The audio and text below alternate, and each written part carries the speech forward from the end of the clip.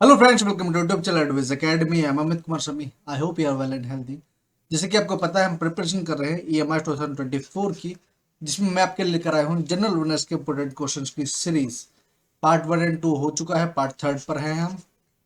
जिन्होंने पहले पार्ट नहीं देखे हैं, प्लीज जाकर देखिए। अगर आपको ये वीडियो अच्छी लगे तो प्लीज वीडियो को लाइक कीजिएगा, शेयर कीजिएगा, चैनल को सब्सक्राइब जरूर कीजिएगा। आपके सपोर्ट की सच में बहुत जरूरत है। आप हमें सोशल मीडिया हैंडल पर ज्वाइन कर सकते हैं, इंस्टाग्राम पर, फेसबुक पर और टेलीग्राम चैनल पर भी। इस पीपीटी को पीडीएफ की फॉर्म में अपने टेलीग्राम चैनल पर अपलोड कर दूंगा। आप चाहें तो वहां से डाउनलोड कर सकते हैं, लिंक आपको डिस्क्रिप्शन बॉक्स में मिल जाएगा। क्वेश्चन नंबर फर्स्ट है, कौन सा प्रतीक गौतम बुद्ध के जन्म को दर्शाता है? What symbol represent birth of Gautam Buddha? तो एक तो लोटस है जो इस सिंबल को दर्शाता है, तो ऑप्शन बी आपका एकदम करेक्ट हो गया है। तो ये तो ठीक है, लेकिन इसके अलावा बुल भी है। ठीक है, बुल भी है जो उनके जन्म को दर्शाता है। तो करेक्ट आंसर आएगा लोटस एंड बुल। ठीक है, इनमें से दोनों चीज उनके जन्म को दर्शाती है। नेक्स्ट है, भारत का सबसे उत्तरी भाग कौन सा है? The northern most part of India is Indrakol. ठीक है, northern most part is Indrakol. Option A आपका एकदम ठीक है। पहले इसका स्क्रीनशॉट लीजिए फटाफट। ले लिया? देखिए, एक बात ध्यान रखना, जो ईस्टर्न पार्ट है वो कौन सा है? किबितू है। किबितू जो कि अरुणाचल प्रदेश में पड़ता है। ठीक है, ये ध्यान होना चाहिए। वेस्टर्न पार्ट कौन सा है? ये है आपका गुहरमोती। ये कहां पर? गुजरात में है। जो आपका नॉर्दर्न पार्ट है वो कौन सा? इंद्राकोल, जो कहां पर है? सियाचिन लद्दाख में। सियाचिन लद्दाख में। और आपका जो आपका नॉर्थ साउथ के पार्ट, ठीक है, जो साउदर्न पार्ट है वो कौन सा है? वो आपका है इंदिरा पॉइंट। इंदिरा पॉइंट। और ये कहां पर है? आपका निकोबार में है।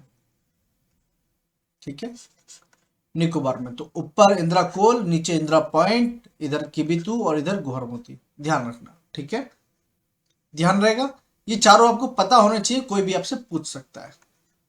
नेक्स्ट है, श्वेतांबर संप्रदाय का गठन किसके नेतृत्व में हुआ था? तो देखो, जो जैन धर्म है वो दो भागों में बट गया था, श्वेतांबर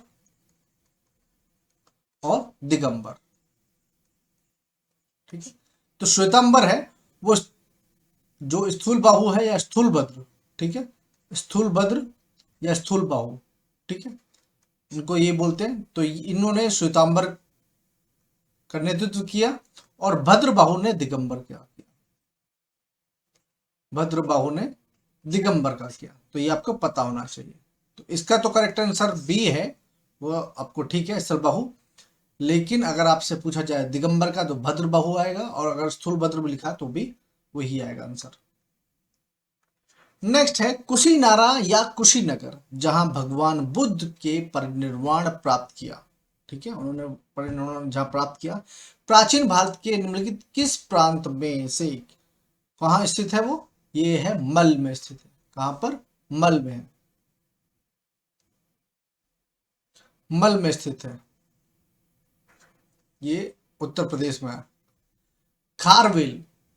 खारवेल जिसने जैन भिक्षुओं के लिए उदयगिरी में गुफाओं का निर्माण किया था, वह किस वंश का शासक था? तो देखो, कुछ जगह पर चेती लिखा है और कुछ जगह पर चेदी लिखा है। ठीक है, चेती और चेदी कुछ भी हो, आप वही लिखेंगे। तो चेदी वंश का शासक था। ठीक है, चेदी। जो ऑप्शन जो ए है वो आपका एकदम करेक्ट है। तो खारवेल चेदी वंश का शासक था। ठीक है, जिसने जैन भिक्षुओं के लिए उदयगिरी में गुफाओं का निर्माण किया था। एकदम करेक्ट आंसर। ठीक, नेक्स्ट है, सातवाहन वंश में न्यायाधीशों एवं न्यायिक अधिकारियों का क्या नाम था? जो सातवाहन वंश में, तो ये था राजकुश। क्या नाम था? राजकुश। ऑप्शन बी आपका एकदम करेक्ट है। नेक्स्ट है, भारत के संविधान के निम्नलिखित संशोधनों में से किसने जमींदारी उन्मूलन कानून की संवैधानिक वैधता को पूरी तरह से सुरक्षित कर दिया? Which among the following amendment of the constitution of India fully secured the constitutional validity of zamindari abolition law। तो जो फर्स्ट अमेंडमेंट हुआ था 1951 में, ठीक है, उसने जमींदारी प्रथा को बिल्कुल सिक्योर कर दिया। कौन सा? पहला ऑप्शन जो ए है वो एकदम करेक्ट है। आगे चले। नेक्स्ट है, किसी विधेयक पर विचार करने के लिए संसद के दोनों सदनों की संयुक्त बैठक कितने समय के लिए बुलाई जा सकती है? जो एक सदन द्वारा पारित किया गया हो और दूसरे सदन में लंबित हो। तो ये 6 महीने इसका करेक्ट आंसर आएगा। कितना आएगा? 6 मंथ इसका करेक्ट आंसर आएगा।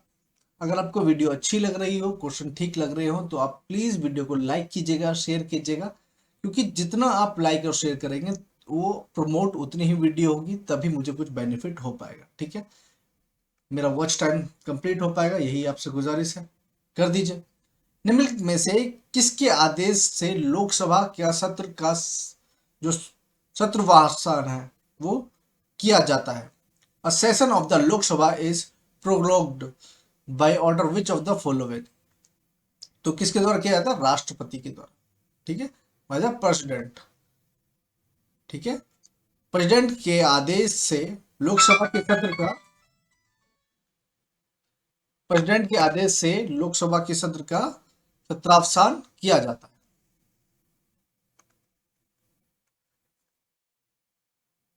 ठीक है, नेक्स्ट है, भारत में पहली बार पंचायती राज व्यवस्था किस पंचवर्षीय योजना में लागू की गई थी?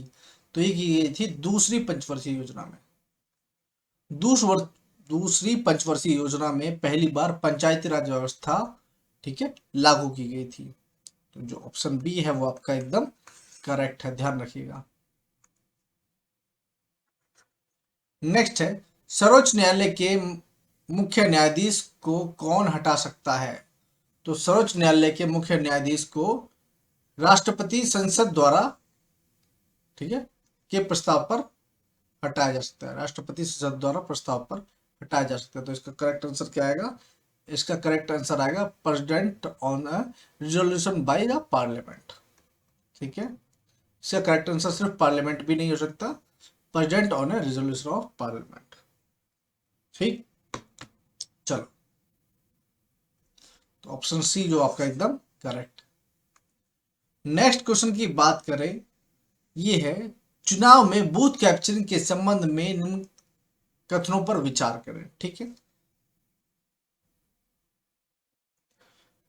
तो 61वें संशोधन के बाद इसे भारत के संविधान में परिभाषित किया गया था, जो कि गलत बात है। नेक्स्ट है, इसमें चुनाव के व्यवस्थित संचालन को रोकने के लिए मतदान केंद्र को जब्त करना और उस पर कब्जा करना शामिल है। ठीक है, यह तब भी किया जाता है जब किसी मतदाता को धमकी दी जाती है और उसे वोट डालने के लिए मतदान केंद्र पर जाने से रोका जाता है। ठीक है, और नेक्स्ट है, इन कथनों के आधार पर इसे संगीन आपराधिक घोषित कर दिया जाता है, जिसके लिए कारावास की सजा हो सकती है। तो ऑप्शन बी, सी और डी एकदम करेक्ट है। बूथ कैप्चरिंग में क्या है? It include the seizure of taking processing of the polling booth और to prevent the orderly conduct of elections. तो इसका सही आंसर आएगा बी, सी, डी। ठीक है, इसमें नीचे दे रखा है क्योंकि पूरे में आता नहीं, तो इसका करेक्ट आंसर आएगा B, C and D.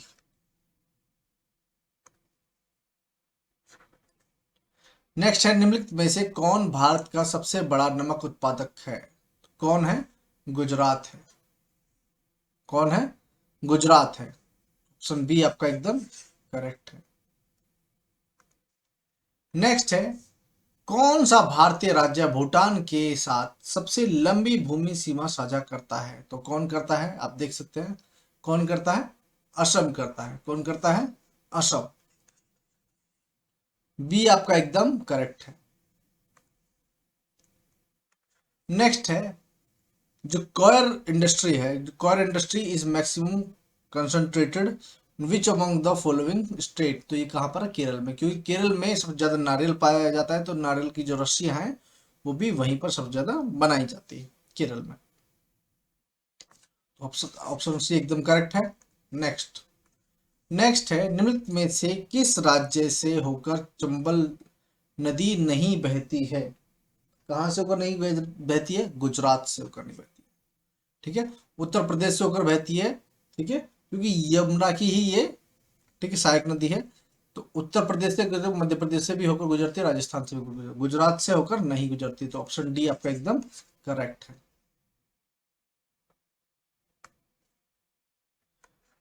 Next है, कृष्णा नदी निम्नलिखित में से किस राज्य से होकर बहती है? तो कहाँ कहाँ से होकर बहती है? ये बहती है महाराष्ट्र से, कर्नाटक से, आंध्र प्रदेश से और तेलंगाना से।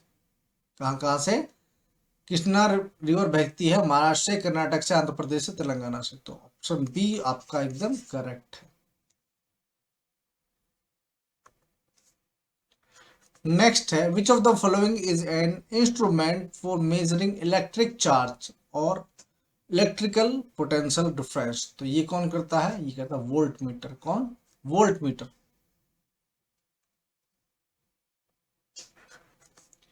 नेक्स्ट है, सेफी लेनफी, ठीक है, एक पारंपरिक कपड़ा है, जीआई टैग जिसको मिला है।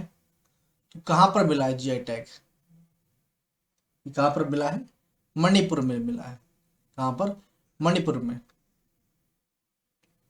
तो मणिपुर में देखो, जो ये कपड़ा है इसमें जो ये सिंबल है ये है, इसको मेनली जीआई टैग मिला है जी यहीं पर, ठीक है। ये कहां पर है? मणिपुर में। नेक्स्ट है, बोहाग बिहू उत्तर पूर्व भारत में एक त्योहार है जो मुख्य रूप से कहां पर बनाया जाता है? असम में मनाया जाता है, ठीक है, असम में मनाया जाता है, ये आप सबको पता है। नेक्स्ट है, निम्नलिखित में से विभिन्न भाषाओं के संगीतकारों की कौन सी जोड़ी और महाभारत विषय पर उनकी रचनाएं सही सुमेलित हैं? तो पंपा कन्नड़, ठीक है, पंपा कन्नड़ ये एकदम ठीक है, बाकी सुमेलित नहीं है। नेक्स्ट है, स्वतंत्र भारत में व्यक्तिगत ओलंपिक स्पर्धा में पदक जीतने वाले पहले भारतीय कौन थे? Who was the first Indian independent India to have won a medal in an individual Olympic event? तो ये थे K D Jadhav, K D Jadhav. Next है, निम्नलिखित में से किसे एंटीसेप्टिक सर्जरी का जनक कहा जाता है? तो ये कहा जाता है डॉक्टर जोसेफ लिस्टर को, डॉक्टर जोसेफ लिस्टर को एंटीसेप्टिक सर्जरी का जनक कहा जाता है। नेक्स्ट है, भारतीय पेट्रोलियम संस्थान एक CSIR लैब, ठीक है, किस राज्य केंद्र शासित प्रदेश में स्थित है? तो ये कहां पर है? ये कहां पर है? उत्तराखंड में। कहां पर है ये? उत्तराखंड में है। नेक्स्ट है, निम्नलिखित में से कौन सा विटामिन कोलेजन के निर्माण के लिए आवश्यक है? तो ये विटामिन सी है। विटामिन सी कोलेजन के निर्माण के लिए बहुत ही आवश्यक है। नेक्स्ट है, निम्नलिखित में से किसे मसालों की रानी, ठीक है, क्वीन ऑफ स्पाइसेस कहा जाता है? तो ये कहा जाता है कार्डेमम को, इलायची को, ठीक है, कार्डेमम को कहा जाता है, ठीक है, मसालों की रानी। नेक्स्ट है, निम्नलिखित में से कौन सा कृत्रिम मिठास शरीर द्वारा विघटित नहीं होता है और इसलिए इसे गैर कैलोरी, ठीक है, या नॉन कैलोरी कहा जाता है? तो इसको बोलता है सुक्रोलोज। जो सुक्रोलोज है ये होता है आर्टिफिशियल स्वीटनर, आर्टिफिशियल स्वीटनर होता है ये। तो ऑप्शन सी आपका एकदम करेक्ट है। नेक्स्ट है, निम्नलिखित में से कौन सी मछली महासागर में रहती है लेकिन प्रजनन के दौरान मीठे पानी की धारा में चली जाती है? तो सैल्मन फिश होती है। क्या नाम उसका? Salmon fish. ये सबसे लार्जेस्ट फिश है सैल्मन की, सैल्मन प्रजाति है उसकी सबसे बड़ी फिश है ये, छोटी भी आती है ऐसी बात नहीं है। नेक्स्ट है, विश्व का सबसे बड़े अंतर्राष्ट्रीय शिल्प मेले सूरजकुंड मेले 2024 का थीम राज्य कौन सा भारतीय राज्य था? सॉरी है, ठीक है, तो वो कौन सा है? वो है आपका गुजरात। कौन सा है? गुजरात। ऑप्शन एकदम करेक्ट। हिम राज्य गुजरात।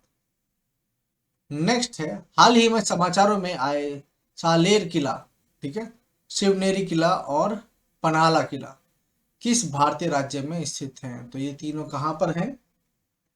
ये तीनों कहाँ पर है? महाराष्ट्र में। कहाँ पर है? महाराष्ट्र में है। तो ये थे आज के क्वेश्चन। आप मुझे बताएं कमेंट करके कि तुगलक वंश के पहले निम्नलिखित में से किस राजवंश ने शासन किया था? ठीक है, तो ये आप मुझे बताएंगे, सैयद वंश, लोधी वंश, खिलजी वंश या मुगल वंश। ये पिछली वाली क्लास में मैंने आपको कराया हुआ है क्वेश्चन, आपने वीडियो देखी है या आपको पता है तो कमेंट सेक्शन में जरूर बताइएगा। लिंक आपको डिस्क्रिप्शन बॉक्स में मिल जाएगा। मिलते हैं नेक्स्ट वीडियो में, तब तक के लिए टेक केयर। तो आपको वीडियो अच्छी लगे तो प्लीज वीडियो को लाइक कीजिएगा, शेयर कीजिएगा, चैनल को सब्सक्राइब कीजिएगा। मिलते हैं नेक्स्ट वीडियो में, तब तक के लिए टेक केयर।